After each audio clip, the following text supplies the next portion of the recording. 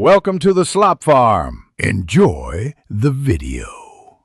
You start by establishing a stable base. Place your index finger gently on the shutter. Don't press yet.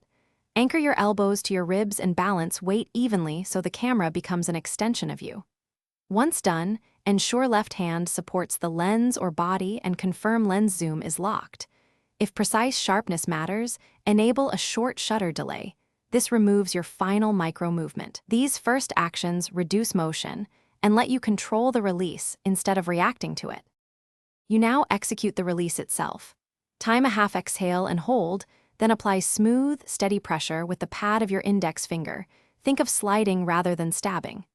Maintain tension in your hand, but relax the shoulder. This isolates movement to the finger and prevents whole arm motion. Make sure to maintain focus and composition through the press and keep the camera steady for a beat after the exposure. That follow-through is why many shots appear crisper. Momentary motion is the usual culprit. Finish by refining technique and dealing with issues. If you still see blur, switch to a remote trigger or a 2-second delay because these eliminate finger-induced shake. Also confirm shutter speed.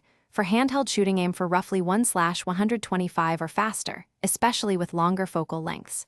If the problem is inconsistent pressure, practice short drills, press and hold, then release smoothly, repeating until your finger's motion is uniform.